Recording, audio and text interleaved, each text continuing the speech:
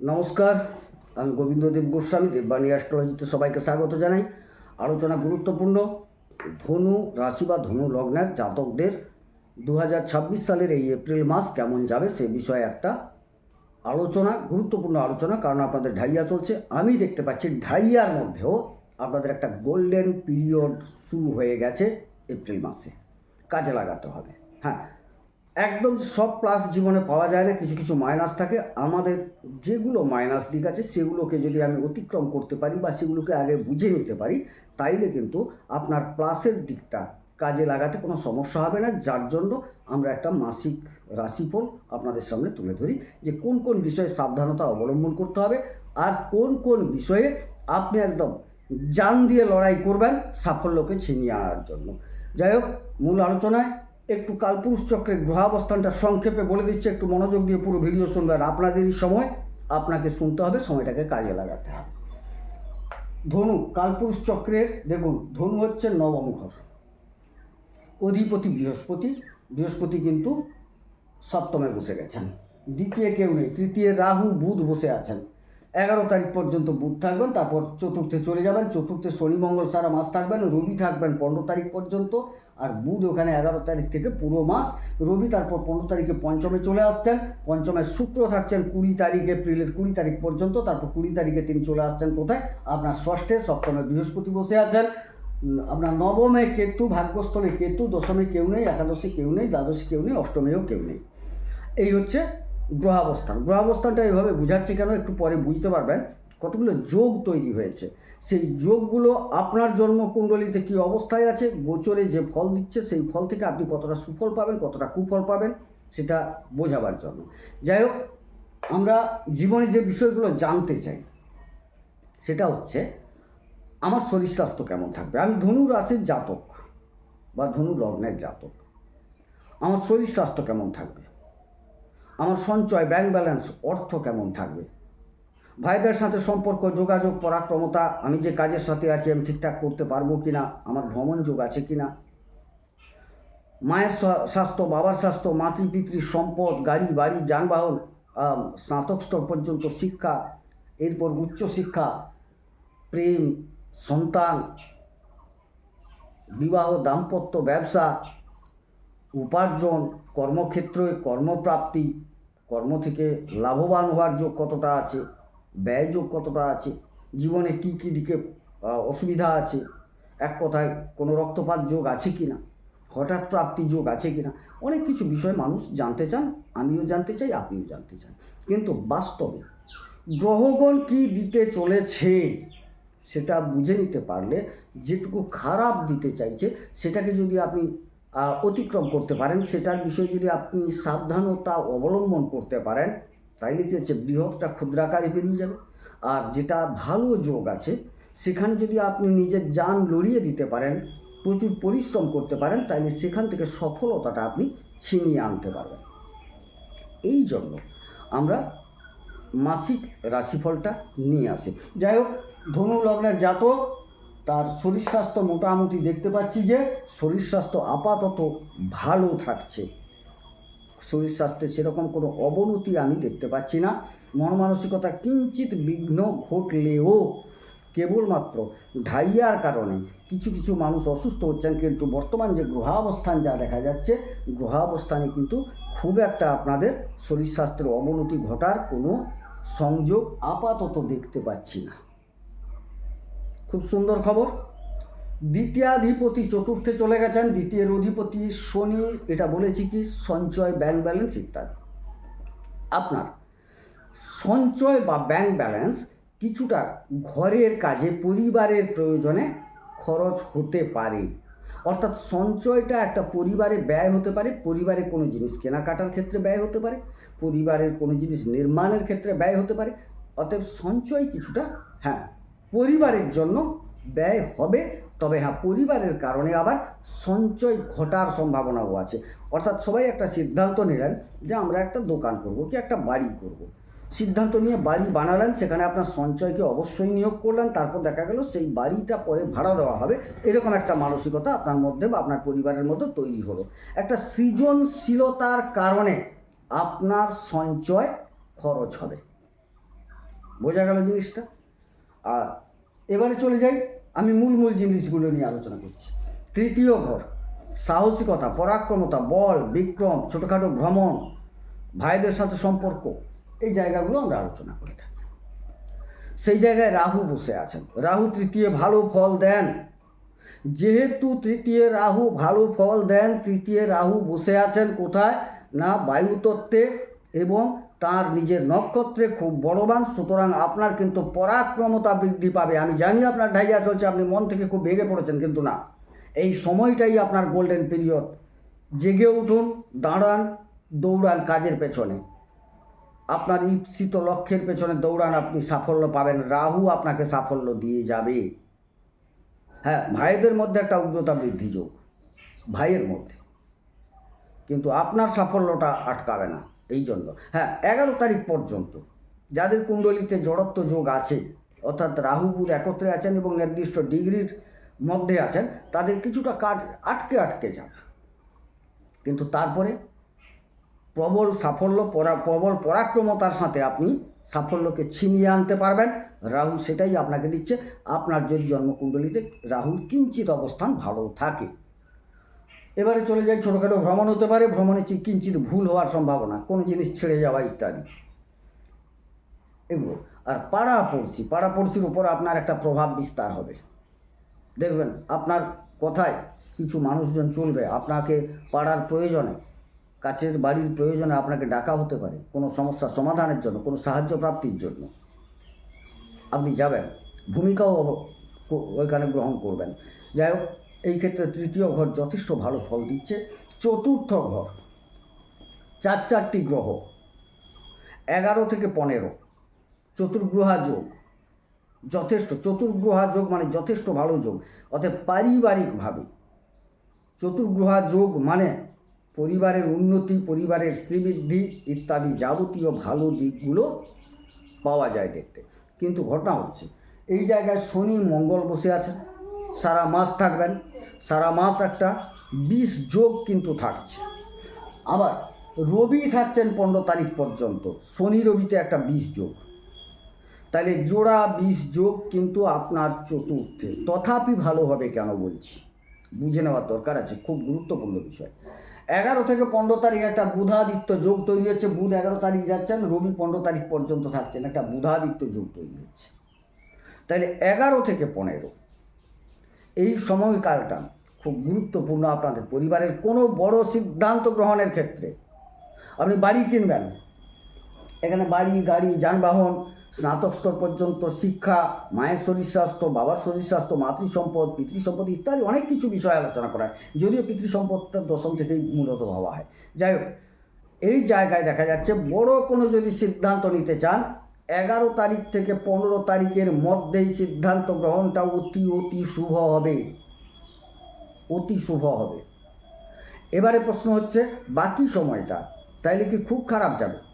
হ্যাঁ, কিঞ্চিত খারাপ যাবে। কেন যাবে? জোড়া 20 যোগ, বারবার বলেছি, শনি হচ্ছে দ্বিতীয় এবং তৃতীয়ের অধিপতি, তিনি চতুর্থে গেছেন, তাইলে সেখানে কিন্তু একটা খরচান্তরের প্রশ্ন এসে দাঁড়িয়ে যাবে পরিবারে কিছু সৃষ্টির কারণে। এবারে দেখুন, দ্বাদশপতি পঞ্চমপতি চতুর্থে, দুটো দিক থেকে তিনি গেছেন। একটা হচ্ছে প্রেম, সাফল্য, উচ্চশিক্ষা, আর একটা হচ্ছে ব্যয়। তাইলে আপনার কি হবে? পরিবারের মধ্যে একটা প্রীতির বন্ধন গঠিত হবে এবং সেই প্রীতির কারণে আপনার পরিবারের কিছু খরচ হওয়ার সম্ভাবনা আছে। তবে পারিবারিক প্রীতির কারণে খরচ হওয়ার সম্ভাবনা আছে মানে কি খুব ভালো না? প্রীতিটা 20 যোগে আক্রান্ত, অর্থাৎ প্রেমের অধিপতি মঙ্গল তিনি 20 যোগে আক্রান্ত হয়ে যাওয়ার সুবাদে বেশ কিছুটা আর্থিক ক্ষতি আমি দেখতে পাচ্ছি। তবে হ্যাঁ, কিছু ভূমি ক্রয়, বাড়ি নির্মাণ, বাহন ক্রয় ইত্যাদির কারণেও খরচ হবে। তবে এটা কেনা হবে কি কেনা হবে না, এটা কেনা হবে কি ওটা কেনা হবে, গাড়ি বলুন, বাড়ি বলুন, যাই বলুন, এই নিয়ে একটা মতদ্বন্দ্বিতা তৈরি হলেও 11 থেকে 15 তারিখ এই সময়কালে যদি আপনারা সিদ্ধান্ত নিতে পারেন, সেই সিদ্ধান্তটা 70% আপনাদের অনুকূলে যাওয়ার সম্ভাবনা। অন্যান্য ক্ষেত্রে সিদ্ধান্ত গ্রহণে ভেবে চিন্তে এগাতে হবে, কারণ আপনার এই সময়কালে ওই জায়গায় জোড়া 20 যোগ তৈরি হয়ে আছে বলে সাবধানতা অবলম্বন করতে বলছি। পঠন পাঠনের ক্ষেত্রে অবশ্যই একটা অনীহা ভাব আসবে। স্নাতক স্তর পর্যন্ত যারা পড়াশোনা করছেন, সাবধানতার সাথে আপনাকে অতিক্রম করতে হবে, যেটা পরিবারের ওপর কোনো রকম যেন বিষক্রিয়া তৈরি না করতে পারে। আপনি এমন একটা কর্ম করে বসলেন পড়তে গিয়ে যেটা পরিবার সেটাকে মেনে নিতে পারছে না। যাই হোক, পঠন পাঠন ভালো হবে, কিন্তু আপনার কিছু কর্মকাণ্ড পরিবারকে হতাশায় ফেলতে পারে। সাবধান। মোবাইলটা ছাড়তে হবে। যে বন্ধুবান্ধবগুলো আপনার ক্ষতিকারক তার থেকে দূরে থাকাই ভালো আপনার ক্ষেত্রে। যা যা খারাপ দিক একটু বর্জন করার চেষ্টা করুন, না হলে কিন্তু বিষক্রিয়ায় আক্রান্ত। বিষ বলতে গেলে কেউ বিষ খাওয়াবে না, ঢালবে না, আপনার আচরণটা একটা বিষক্রিয়া তৈরি করে দেবে। পঞ্চম স্তর খুব গুরুত্বপূর্ণ জায়গা, প্রেম, শিক্ষা, সন্তান, প্রতিষ্ঠা ইত্যাদি আমরা আলোচনা করে থাকি। অধিপতি মঙ্গল, মঙ্গল চতুর্থে যাচ্ছে, অর্থাৎ প্রতিষ্ঠা আপনার পরিবারের হবে। আপনি তাতে যথেষ্ট একটা ভূমিকা আপনারও থাকছে, যদিও বৃহস্পতি আপনার হচ্ছে লগ্নপতি, কারণ তিনি সপ্তমে বসে আছেন। যাই হোক, একটা প্রতিষ্ঠা প্রাপ্তি পারিবারিকভাবে হওয়ার সম্ভাবনা, মানে এই যে বললাম কিছু গাড়ি বাড়ি ইত্যাদি ইত্যাদি হবে। আর আপনার পঠন পাঠনের ক্ষেত্র বলি, পঠন পাঠনের ক্ষেত্রে যারা উচ্চ শিক্ষায় আছেন, রিসার্চ করছেন, তাদের সময়টা 15 তারিখের পর অতি অতি অতি শুভ, অতি শুভ একদম। ভাগ্য প্রচণ্ডভাবে সাথ দেবে উচ্চ শিক্ষার্থীদের।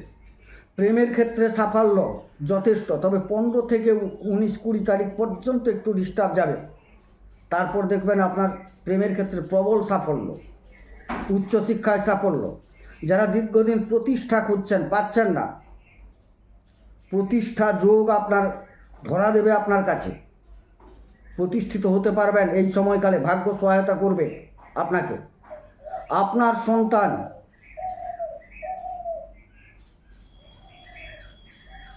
পনেরো থেকে 20 তারিখ পর্যন্ত, 20 তারিখ পর্যন্ত যথেষ্ট সফলতা বহন করলেও কিঞ্চিত কিন্তু রোগগ্রস্ত হওয়ার সম্ভাবনা, কিছু ব্যাধি রোগগ্রস্ত হওয়ার সম্ভাবনা দেখতে পাওয়া যাচ্ছে। এবং সাফল্যের মধ্যে আপনি যে সাফল্য নেবেন, বিশেষ করে যারা লেনদেন, হিসাব, চিকিৎসা, আইন এইসব বিষয় কর্মে আছেন, ঋণ দান, ঋণ গ্রহণ ইত্যাদি কর্মে আছেন, তাদের ক্ষেত্রে প্রবল সাফল্য যোগ দেখতে পাওয়া যাচ্ছে। অন্যান্য ক্ষেত্রেও সাফল্য আসবে, এরা একটু স্পেশালভাবে সাফল্য লাভ করার সুযোগ পাচ্ছে। এবারে কি হচ্ছে, ষষ্ঠ ঘর, রিপু, ঋণ, রোগ, শত্রুতা ইত্যাদি। অধিপতি শুক্র, তিনি একাদশ এর অধিপতি হয়ে ষষ্ঠে অবস্থান করবেন 20 তারিখ থেকে। তাইলে উপার্জন আর ষষ্ঠ কি বললাম, আইন, চিকিৎসা, ঋণ লেনদেন ইত্যাদি জায়গাগুলো বোঝায়। তাইলে যারা এই কর্মে যুক্ত তাদের প্রবল উপার্জন বৃদ্ধি যোগ। বোঝাতে পারলাম? এবারে আপনার ক্ষেত্রে কি ঘটবে না, আপনার ক্ষেত্রে 20 তারিখের পর আপনি যদি পুরুষ হন, পুরুষের যৌনতন্ত্র সংক্রান্ত বা মেয়েদের যে নিজস্ব রোগ আছে সেই সংক্রান্ত বিষয়টা একটু মাথা চাড়া দেওয়ার সম্ভাবনা আমি দেখতে পাচ্ছি। তবে হ্যাঁ, শত্রু অবশ্যই বৃদ্ধি পেলেও অবদমিত হবে, আপনি পারবেন। কারণ হচ্ছে আপনার ভাগ্যাধিপতি পঞ্চমে 15 তারিখ থেকে উচ্চস্থলে তুঙ্গি হচ্ছেন, পরে উচ্চ থাকবেন। অর্থাৎ ভাগ্যের পরিপূর্ণ সহায়তা আপনাকে অনেক কিছু এনে দেবে যা আপনি কল্পনা করতে পারেননি। যাই হোক, শত্রু পরাজিত হবে, রোগ ব্যাধি বেশ কিছুটা নিরসিত হবে, ভালো হবে। কিছু কিছু রোগ দেখা দেবে, তবে মাথাচাড়া দিতে পারবে না। আপনি আপনার ভাগ্যের সহায়তায় সেগুলোকে নির্মূল করতে পারবেন। এবং অন্যান্য ক্ষেত্রে যা সুফল সেটাও বললাম, ষষ্ঠ ঘর থেকেও কিঞ্চিত সুফল পাওয়ার সম্ভাবনা আমি দেখতে পাচ্ছি। সপ্তমে বৃহস্পতি, সপ্তমাধিপতি আপনার চতুর্থে। তাহলে সপ্তম চতুর্থের একটা কানেকশন দেখুন। ব্যবসার দিক থেকে পারিবারিক সংযোগ, উন্নতি, আপনার পার্টনার সেও পরিবারে যথেষ্ট সহায়তা করবে। দাম্পত্যের জায়গায় বৃহস্পতি বসে গেছে আপনার লগ্নপতি হয়ে, অতএব স্বাভাবিক ব্যবসার দিকে মন যাবে আর দাম্পত্য মধুর হবে। আপনিও দাম্পত্যকে ভালো করতে চাইবেন, আপনার পার্টনারও দাম্পত্যকে সুখময় বা করে তোলার চেষ্টা করবে। সন্তান যারা নিতে চাইছেন যথেষ্ট ভালো সময়, তবে আপনাদের সপ্তমাধিপতি চতুর্থে কিঞ্চিত ভাবতে হবে, নিচস্থ হচ্ছেন বলে। যাদের বুধ খারাপ আছে একটু দেখিয়ে নেবেন কুণ্ডলী, না হলে কিন্তু যথেষ্ট ভালো সময় আপনার ক্ষেত্রে। বুধটা আপনাদের নিচস্থ হচ্ছে, বুধ হচ্ছে আপনার দশম এবং সপ্তমপতি, মানে কর্ম আর ব্যবসার অধিপতি। সে যেহেতু চতুর্থে গিয়ে নিচস্থ হচ্ছে, যারা পারিবারিক ব্যবসা করেন তাদের ক্ষেত্রে বলবো, অনেকে বাবা করতেন, দাদু করতেন, আমি করছি, বা কিছু কিছু ছোটো ছোটো জিনিসের ব্যবসা করেন, তাদের বলবো যে আপনাদের ব্যবসা একটু সাবধানে করুন। বুধ নিচস্থ হচ্ছে, বৃহস্পতির মতো শুভ গ্রহ যেহেতু আছে, আপনি আত্মনিয়োগ করে দেবেন ব্যবসার পিছনে। নিজের দাম্পত্যকে টিকিয়ে রাখার জন্য, দাম্পত্যের মাধুর্যতা বৃদ্ধির জন্য আপনি পরিপূর্ণভাবে সচেষ্ট হবেন। সন্তান গ্রহণ অবশ্যই করতে পারেন, তবে চিকিৎসকের পরামর্শ নেবেন, কারণ এই জায়গায় দেখা যাচ্ছে যে দাম্পত্যের দিকটা, যদিও পঞ্চম স্থল খুব ভালো সন্তানের ক্ষেত্রে, তবুও বলছি যে আপনি কিন্তু একটু দাম্পত্য এবং ব্যবসার দিক থেকে উপকৃত হবেন। অধিপতিকে একটু নজরে রাখুন, কারণ বুধ নিচস্থ। অষ্টম চন্দ্র 54 ঘন্টা অন্তর পরিভ্রমণ করবেন। আপনার যেহেতু ধরা হয়েছে যে চন্দ্র ধনু রাশিতে বসে আছেন, সেক্ষেত্রে বলবো যে না, যথেষ্ট ভালো ফল। বৃহস্পতি ঘরে চন্দ্র ভালো ফল দেন, উন্নত মানসিকতা আপনার মধ্যে তৈরি হবে। তবে 54 ঘন্টা অন্তর যে পরিভ্রমণ করছেন, যার জন্য কিছু ক্ষেত্রে আপ ডাউন হওয়ার সম্ভাবনা আছে। নবম স্থলে কেতু বসে আছেন, নবমপতি রবি, তিনি কিন্তু পঞ্চমে উচ্চ, নবমে কেতু বসে আছেন। আপনার কিছু কিছু আধ্যাত্মিক চিন্তা ভাবনা বৃদ্ধি পাবে। যারা আধ্যাত্মিক চিন্তা ভাবনার কাজ করেন, কেউ জ্যোতিষী করেন, কেউ পুজো পাঠ করেন, কেউ অন্যান্য আধ্যাত্মিকতার কাজ করেন, তাদের কিন্তু প্রবল প্রবল উন্নতি যোগ। পিতার শরীর স্বাস্থ্য মন মানসিকতা ভালো থাকবে, পিতৃপক্ষ থেকে আপনি সাফল্য লাভ করবেন, পিতার সহায়তা যথেষ্ট পাবেন। আপনার সাফল্যের সোপান সৃষ্টির জন্য পিতার ভূমিকা থাকবে গুরুত্বপূর্ণ। দশম স্থল কর্মস্থল, কাজ, চাকরি হোক বা স্বনিয়োজিত কর্ম হোক, কাজের অধিপতি তিনি চতুর্থে যাচ্ছেন। যারা বিশেষ করে গৃহ নির্মাণ সংক্রান্ত, জমি ভূমি সংক্রান্ত ইত্যাদি কাজে থাকেন, তাদের ক্ষেত্রে তো যথেষ্ট ভালো সময়। আর যারা পারিবারিক কর্মে যুক্ত, তাদের ক্ষেত্রেও ভালো সময়, স্বনিয়োজিত কর্মে যথেষ্ট ভালো সময়। এবং যারা সরকারি কর্ম করেন, সেক্ষেত্রে চতুর্থে যাওয়া ভালো। দশমপতি চতুর্থে গেলে কর্মের সুখ দেয়, কিন্তু বুধ যেহেতু নিচস্থ, এরও অধিপতি বুধ যেহেতু নিচস্থ, সুতরাং দেখা যাবে আপনাকে কর্মস্থল নিয়ে সচেতন থাকতে হবে, একটু সচেতন থাকার দরকার আছে, না হলে কিন্তু কিঞ্চিত বাধাগ্রস্ত হবেন, সমস্যায় পড়বেন। যাদের বুধ খারাপ আছে জন্মকুণ্ডলিতে প্রচুর, তাদের ক্ষেত্রে সমস্যাটা বেশি ঘটবে। এবারে চলে যাই, একাদশপতি পঞ্চমে আছেন 20 তারিখ পর্যন্ত। বুঝতেই পেরেছেন, একাদশপতি পঞ্চমে, উপার্জনের দ্বারা উপার্জনের প্রতিষ্ঠা যথেষ্ট ভালো। তারপর সেই উপার্জনপতি ষষ্ঠে যাচ্ছেন, তিনি যেরকম নিজে উপার্জনপতি, নিজে ষষ্ঠপতি। সুতরাং ঋণ দান, ঋণ গ্রহণ ইত্যাদি কর্মে তো বিরাট প্রফিট আপনি পাবেন। বলেছিলাম আইনি দিকে যারা কাজ করেন ভালো লাভ পাবেন। আপনার উকিলাতির কিছু জায়গা, কারণ এখানে বুধও দেখছি, সেখানে ভালো লাভ যোগ দেখতে পাচ্ছি। যারা আপনারা কিছুটা সঙ্গীত কলা বিভাগে আছেন, যথেষ্ট ভালো সময় আসছে আপনাদের জন্য, ভালো ফল পাবেন। আর দ্বাদশপতি আগেই আলোচনা করেছি, দ্বাদশপতি পঞ্চমপতি মঙ্গল চতুর্থে, পূর্বে আলোচনা করেছি। বেশ কিছুটা ব্যয়যোগ আপনাদের পরিবারে হতে পারে, মায়ের একটু কারণে ব্যয় হতে পারে। এই ছিল মূলত আজকের আলোচনা। তো যতটুকু পারলাম সংক্ষেপে করলাম। আর যদি আপনাদের কিছু জানার থাকে অবশ্যই কমেন্টে জানাবেন। আর একটু বলে রাখি, কিছুদিন আমি একটু অসুবিধায় ছিলাম, ভিডিও আনতে পারিনি, যার জন্য দেরিতে হলেও এসছি। আশা করি আর সেরকম হবে না। যাই হোক, আলোচনা যদি কিঞ্চিত ভালো লাগে চ্যানেলটিকে অবশ্যই সাবস্ক্রাইব করুন, লাইক করুন, শেয়ার করুন, এবং কী ধরনের আলোচনা চাইছেন অবশ্যই কমেন্টে লিখুন। যাই হোক, সবাই সুস্থ থাকুন, সুন্দর থাকুন, ঈশ্বর সকলের মঙ্গল করুন, মঙ্গল হোক। নমস্কার।